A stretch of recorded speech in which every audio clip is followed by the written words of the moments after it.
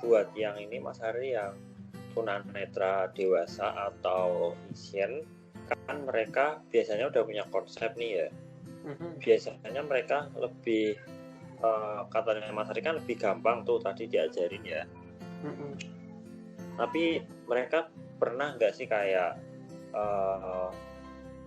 punya cara sendiri gitu loh, kayak nggak nurut gitu loh. Oh aku dulu gini kok, misalnya bisa kesini pakai cara ini kok sekarang gini, atau ya pokoknya mereka banyak protes atau banyak tanyanya gitulah.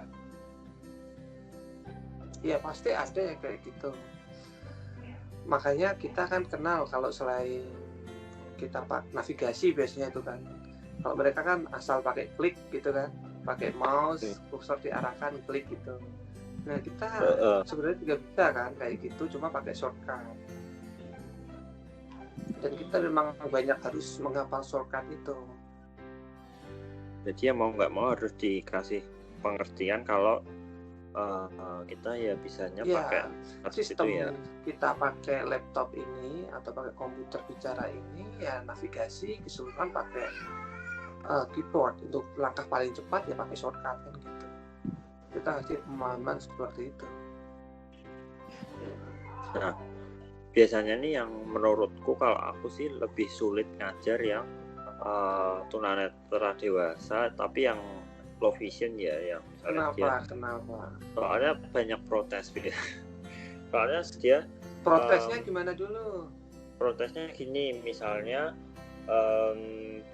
kita mau membuka aplikasi Microsoft Word gitu ya katakanlah ya. Nah, kan dia kan ada di desktop.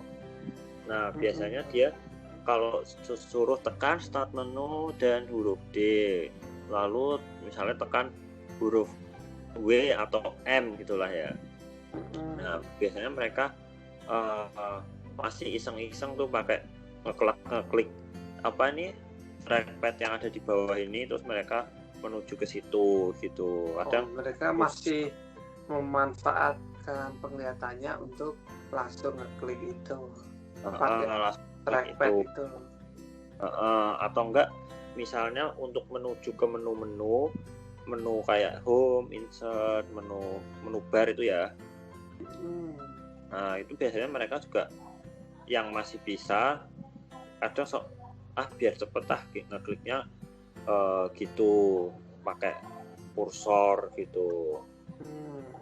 Atau enggak biasanya mereka tuh cenderung males pakai tombol kombinasi, misalnya kayak misalnya kita ngirim email nih kan, kita bisa ke kotak tulis pesan pakai ALT Shift C. Nah biasanya mereka tuh kadang sok iseng-iseng gitu loh.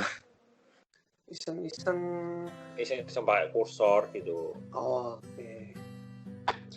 Iseng-iseng pakai kursor, terus biasanya karena ini sih, mereka ngerasa lama atau mereka males ini ngapalin.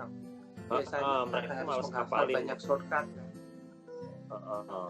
Menghafal banyak shortcut itu yang bikin jadi suka rancu kadang perpaduan tombol shortcut itu. Jadi bagi low vision tunanetra dewasa kadang masih suka menggunakan matanya. Itu sah, kalau menurutku itu sah-sah aja karena memanfaatkan sisa penglihatan yang ada. Oke? Tapi kamu sebagai instruktur di sini, instruktur komputer, kamu nggak cuma bertugas untuk membantu tunanetra tersebut untuk belajar komputer, tapi sebisa mungkin menyelamatkan sisa penglihatan yang ada. Kamu bisa secara nggak langsung, jangan memberi nasihat ya. Kamu tersirat aja bilang ini, gunakan misalnya, kalau bisa toh Pak, misalnya kamu ngajari bapak-bapak, gunakan penglihatan Bapak untuk sesuatu yang sangat urgent, misalnya untuk melihat gambar ya, itu sangat urgent kan. Selama bisa dilakukan tanpa mata, sebaiknya jangan gunakan mata. Karena gini, bilang aja nggak apa-apa, jangankan mereka yang memiliki gangguan penglihatan atau visual impairment, orang yang punya penglihatan, fungsi penglihatan utuh, ya bisa melihat dengan utuh. Kalau terlalu lama melihat screen, layar monitor atau layar komputer, itu bisa menyebabkan gangguan penglihatan. Apalagi low vision. Kalau low vision, kamu pengalaman gimana kalau lihat komputer atau lihat layar? Kamu deketin kan matanya? Kalau komputer enggak, kalau handphone iya. Ya tergantung low visionnya kan. Tergantung tergantung ada yang sangat mendekatkan matanya untuk melihat ke layar. Kita pakai magnifier lah. Nah, itu bisa menyebabkan penglihatannya semakin menurun. Pora eman-eman dari low vision nanti cepat jadi totally blind. Itu banyak terjadi. Kayak aku juga punya teman di sini, dia juga pemakai dia low vision, jadi juga masih pakai penglihatan. Tahun pertama masih kayak gitu, pakai magnifier, pakai kaca pembesar yang di laptop itu kan. Nggak pernah, jarang dia pakai screen reader, pakai JAWS atau pakai VoiceOver, itu jarang. Dia tuh pakai itu setelah akhir-akhir semester karena penglihatannya semakin menurun. Oh gitu ya. Iya, jadi sebisa mungkin usahakan ya kasih lah, kamu sebagai teman juga, instruktur juga sebagai teman yang baik ya harus memberi pemahaman juga kepada tunanetra tersebut. Ini bisa berbahaya Pak kalau diterus-teruskan seperti ini. Kalau bisa jangan pakai penglihatan, jangan pakai mata, kecuali itu emang urgent. Nah, terus ini biasanya kalau ngajarin tunanetra dewasa atau yang low vision itu biasanya mereka lebih kayak lebih pengen ini itu pengen cepat belajar ini itu, tapi mereka kayak belum punya dasarnya gitu loh Mas Ari. Nah itu gimana tipsnya Mas Ari kalau kita ketemu orang-orang kayak mereka? Nah ini kamu harus melakukannya di awal, kamu harus melakukan assessment dulu. Kamu harus melakukan assessment dulu, kita lihat dulu kebutuhannya apa, kita sebelum mulai ngajar. Ini gimana konteksnya apa? Konteksnya misalnya kamu dimintai tolong orang ya, dimintai tolong tunanetra untuk ngajar komputer nih ceritanya ya. Konteksnya gitu ya. Ya. Kan beda. Ada beberapa konteks nih. Orang yang datang untuk kita pengen belajar komputer dari awal, atau menyerahkan semuanya kepada kita ya. Tapi kalau yang kita dipanggil untuk membantu ngajari komputer gitu, biasanya ada request khusus kan. Nah makanya di awal tuh kamu harus bisa melakukan assessment. Jadi semua itu harus person centered ya, berpusat pada orang. Jadi kamu harus bertanya dulu. Jadi jangan langsung ngajar komputer, tapi di awal kamu harus bertanya dulu kebutuhannya apa. Belajar komputer untuk apa dulu? Jadi ya kan? Kita kamu pernah nggak gitu? Pernah nggak person center? Jadi berpusat pada orang sesuai kebutuhan dia. Pengen belajar apa Pak? Kayak gitu. Ya. Nah misalnya dia bilang pengen bisa